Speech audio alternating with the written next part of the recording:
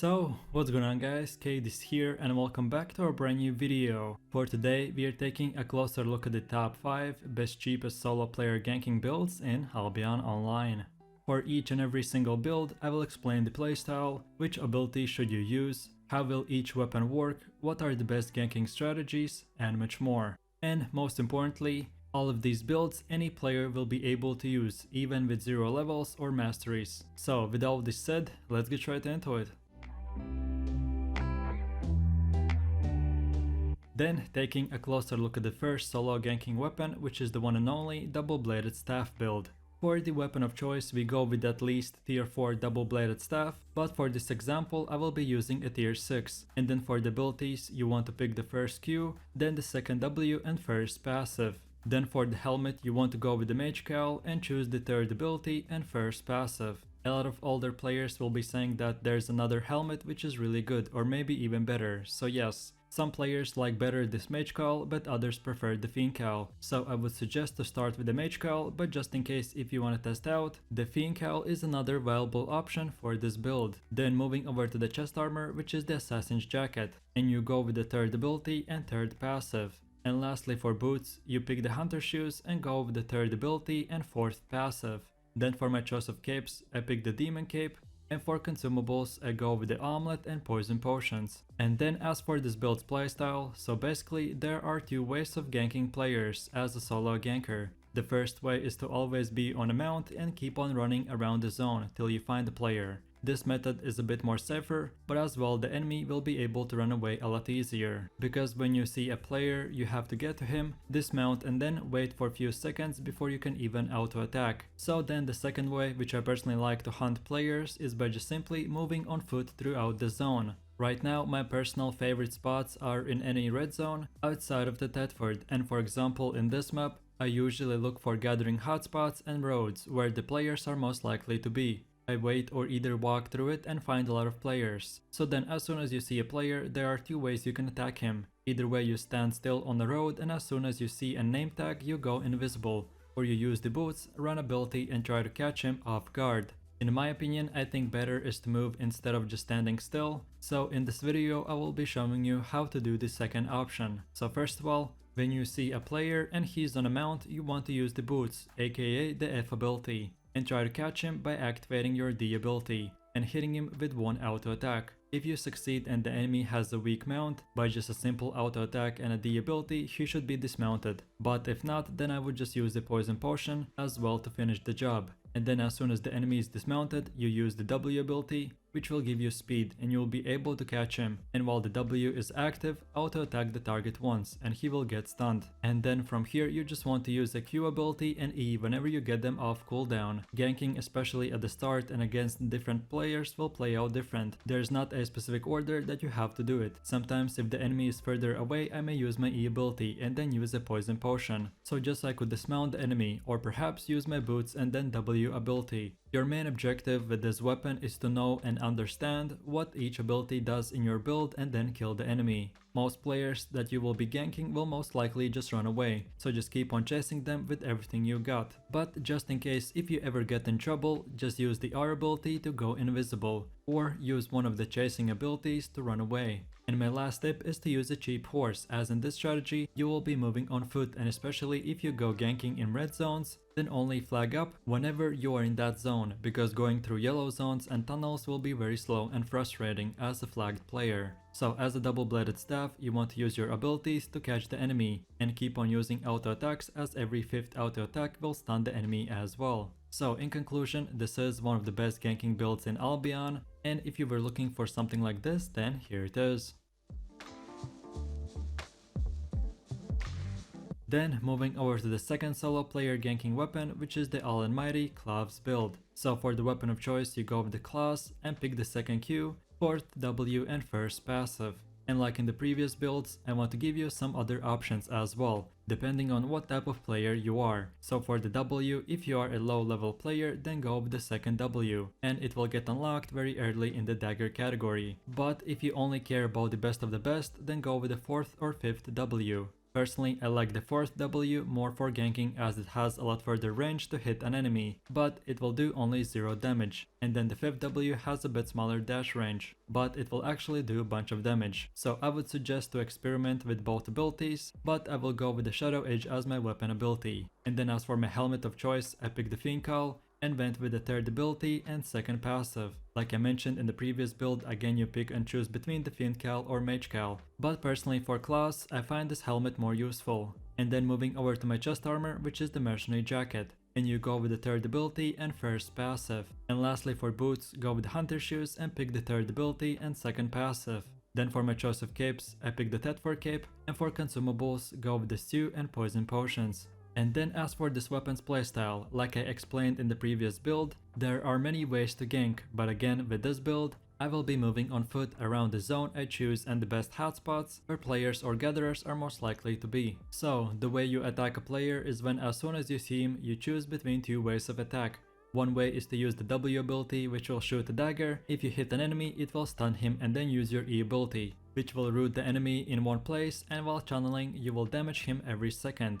So if you just did this W plus E ability, by now the player should be dismounted. So now what you want to do is use your poison potions and keep on using your Q, which will do a little dash and damage the player, and then use as well your boots ability to catch up to the player. Last but not the least, when the enemy starts running and he uses his run abilities, purge him by using the D ability. And if in case the enemy player who you are ganking decides to fight back, then just use R plus E ability, and doing this will restore half of your health while damaging the enemy as well. So in conclusion, this build is very powerful, and not only it is good against running players, but as well in case the enemy gets some courage and starts fighting back. So try this build out and have fun.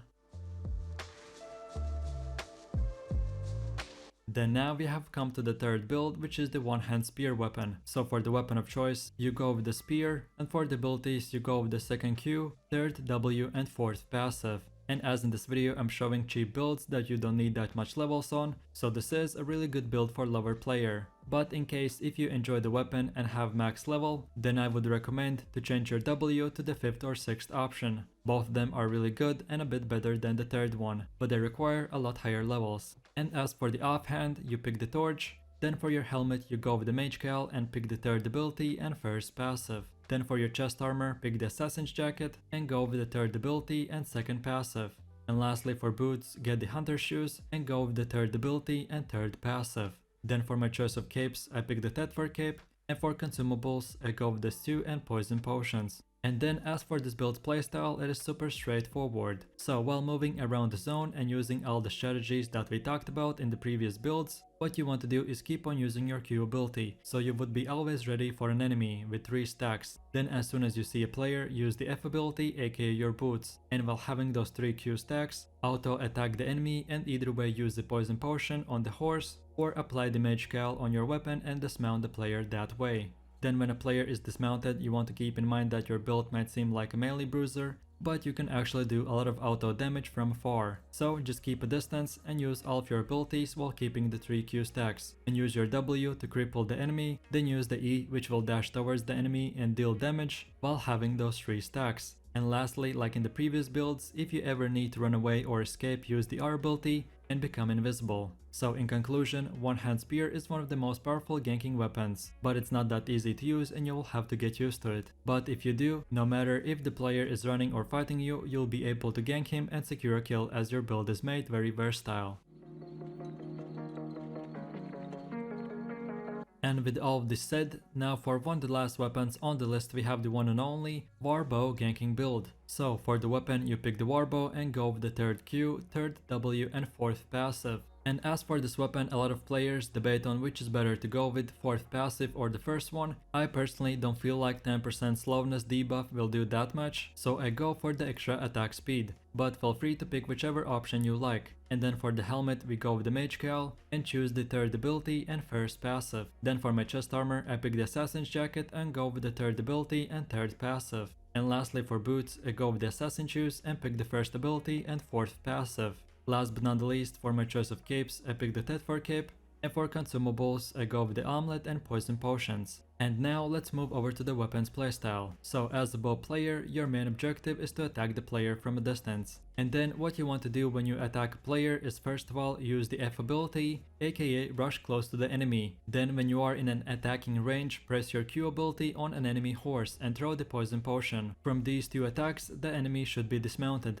And now you can feel free to use Q, W and E spell all whenever you get them. As well, like per all builds, of course keep on auto attacking the enemy 24/7. And you have to keep on mind that you have one skill shot, which you have to aim, and it is the E ability. So just don't waste it, especially when you feel like the enemy is about to dodge the ability. But whenever you get closer to him or have a clear shot, then use your E ability by aiming your mouse cursor on the enemy's direction and pressing the E button. So in my conclusion, as a bow player, you have to be careful from the enemies. They try to fight back, so keep your distance always, no matter if you're chasing or you're getting chased.